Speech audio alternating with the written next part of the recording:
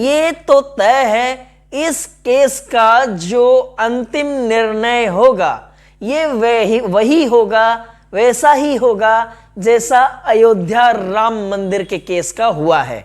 ये मंदिर पक्ष के लिए वापस खोल दी जाए और वहां पे माता श्रृंगार गौरी की पूजा पूर्ववत पहले से जैसा चालू रहे। आधी सरकार तो जेल से चलती है और ये चले गए तो पूरी की पूरी सरकार जेल से चलेगी।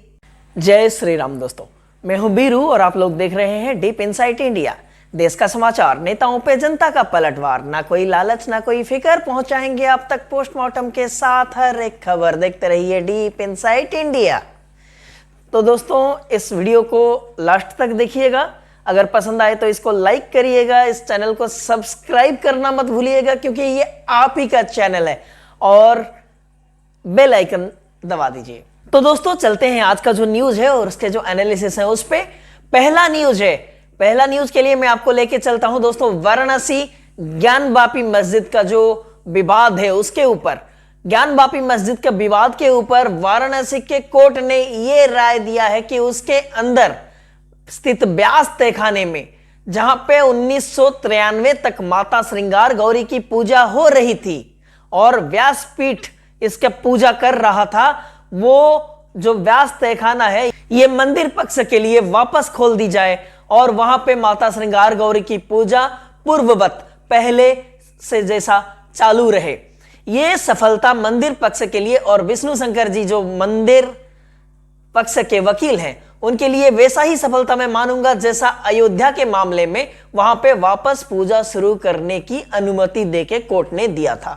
तो ये तो मान के चलो मुस्लिम पक्ष जो है, मस्जिद पक्ष जो है या जो इंतजामिया कमेटी है, ये तो इसको वापस चैलेंज करेगा ही करेगा। इसको हाई कोर्ट में अपील करेगा या फिर इसको सुप्रीम कोर्ट में लेके जाएगा, कहीं भी लेके जाएगा। लेकिन ये तो तय है इस केस का जो अंतिम निर्णय होगा ये वही होगा, वैसा ही होगा जैसा अयोध्या राम मंदिर के केस का हुआ है। क्योंकि जो सच है, जो चीख के वो ये चीज कहती है कि मैं मंदिर हूं, मैं हिंदुओं का हूं, वो हिंदुओं को मिलेगा ही मिलेगा। प्रभु श्री राम की स्थापना हो चुकी है, अब बाबा विश्वनाथ की बारी है।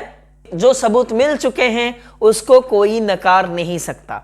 तो दोस्तों ये जो माता श्रृंगार गौरी की पूजा है वो 1951 से लेके 1993 तक व्यासपीठ इसकी पूजा अर्चना कर रहा था और इसकी चाबी व्यासपीठ के हाथ में थी। 1992 में बाबरी मस्जिद ढा दी जाती है और 1993 में मुलायम सिंह जी की सरकार जो थी वो इस मंदिर पर जो ज्ञानवापी परिसर में जो माता श्रृंगार गौरी की पूजा हो रही थी उसको बंद कर देती है, बैरिकेड कर देती है, चाबी ले ली जाती है। व्यासपीठ को बोला जाता है कि आप यहां से निकलो, यहां पे पूजा अब से बंद है।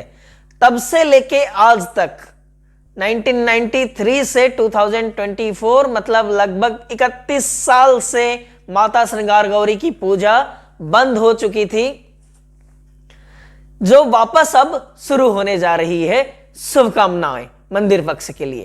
तो मेरा सवाल है अखिलेश यादव जी से, जो कहते हैं मेरे भगवान पीडीए है, मतलब पिछड़ा, दलित और अल्पसंख्यक। मेरा सवाल अखिलेश जी से यह है, क्या पीडीए में सिर्फ मुस्लिम आते हैं?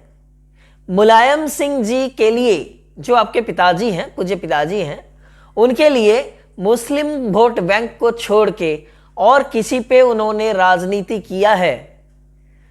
उन्होंने कार सेवकों पर गोलियां चलवाई, अयोध्या पर जो मतलब राम मंदिर जैसे ना बन पाए वैसा सारा इंतजाम आपने किया जब जब सरकार में आप रहे।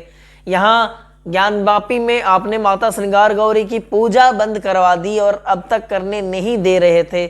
तो जो भी हो, कोर्ट के फैसले के साथ अभी 7 दिन के अंदर वहां पे सारे इंतजाम करने की गई है।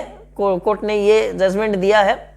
तो चाहे अभी मस्जिद पक्ष इंतजामिया कमेटी जहां भी जाए, पूजा तो होती रहेगी। दूसरा न्यूज है दोस्तों, इंडी गठबंधन पर नियति का प्रहार पे प्रहार, गिर गई हेमंत सोरेन की झारखंड सरकार।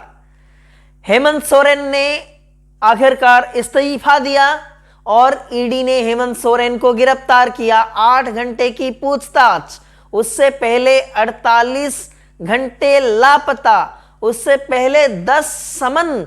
हेमंत सोरेन जो भारत का एक राज्य का पहला मुख्यमंत्री है जो 48 घंटे के लिए गायब हो गए, लापता हो गए, और 48 घंटे के बाद जब उन्हें पता चला वो इससे भाग नहीं सकते, वो वापस आए अपने दल के नेताओं के साथ जो मीटिंग किया और फिर ईडी के पास हाजिर हुए 10 समन मिलने के बाद।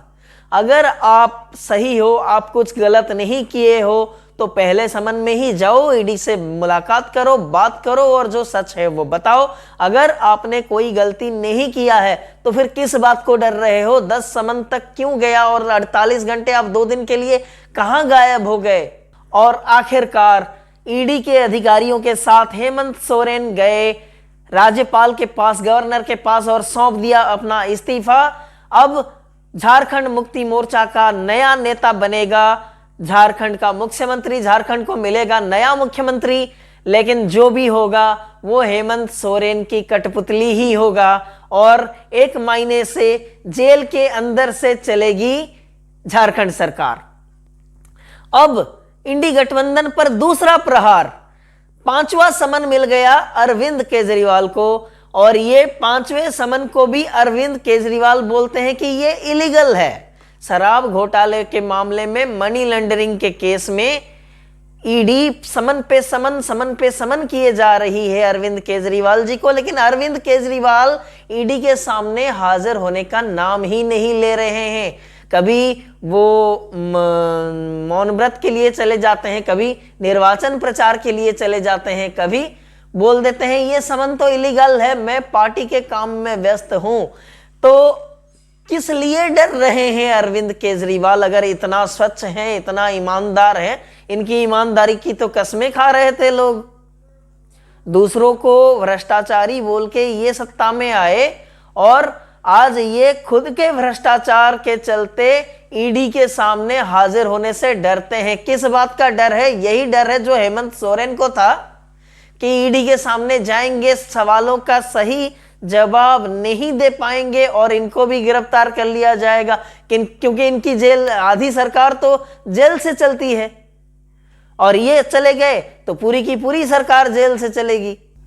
तो दोस्तों, ये थे आज के न्यूज और इसके एनालिसिस। फिर मिलते हैं कल और कुछ समाचार और उनकी व्याख्यान के साथ। तो तब तक राम राम, जय श्री राम।